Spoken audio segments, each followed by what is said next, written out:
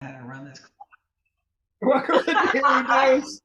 My name's Robert. so I'm going to tell fast. Susan, who just told me she's not ready, which was the perfect time for me to say, hit record.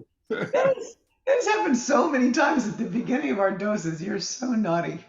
Well, let me ask you about that, the value of saying yes, even when you're not ready. Kind of Yeah. fits into radical acceptance, right? This phrase that I really like. Nice transition. Tell me about that. What does it mean? I mean, because you weren't ready to have Parkinson's. Yeah, nobody's ever ready for that.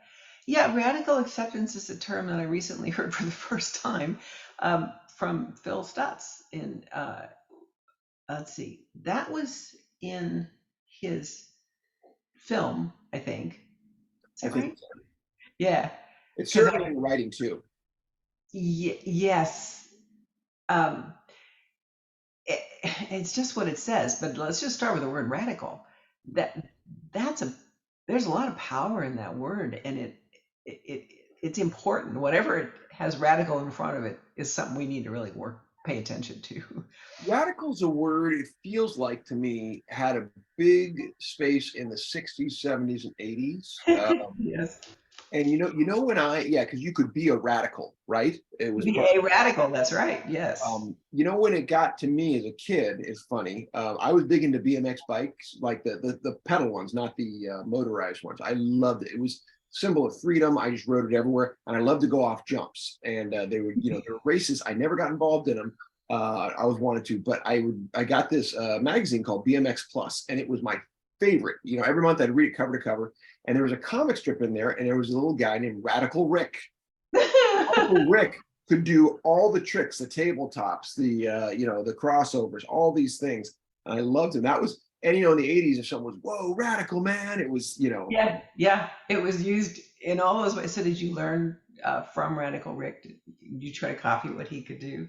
yeah, much to my physical chagrin. I'm sure, right? Lots of scrapes and bumps and stuff. Yes. Yeah.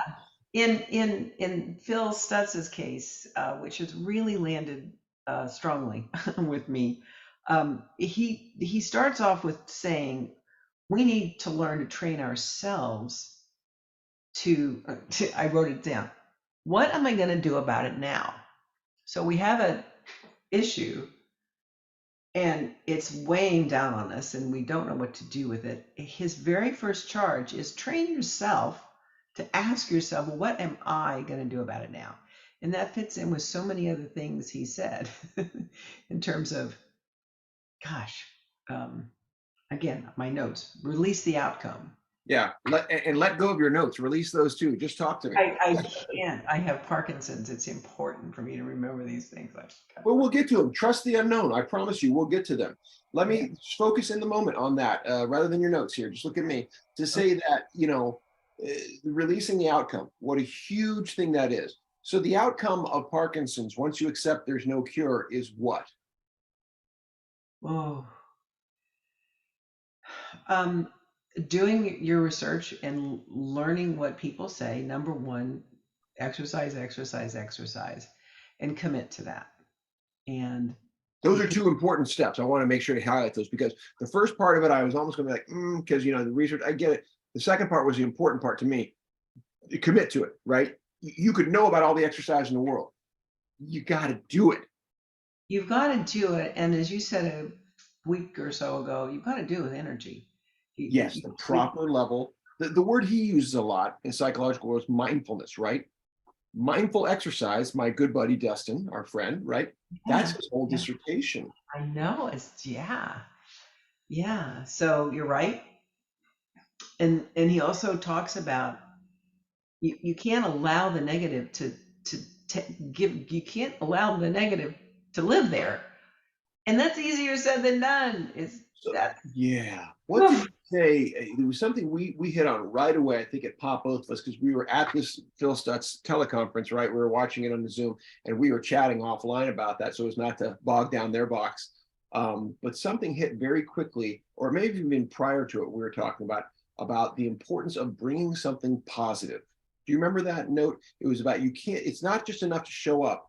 It was in his steps about bringing something. Yeah, yeah. It was don't allow the negative in. But go look for the positive. There it Find is. the positive. Yeah, find it. Yeah. Yeah. So talk about trust the unknown and being okay. Not only am I going to trust that it's out there somewhere, I'm responsible to find it. It's my job to find the positive, not wait for it to rain down on me or someone to give it to me.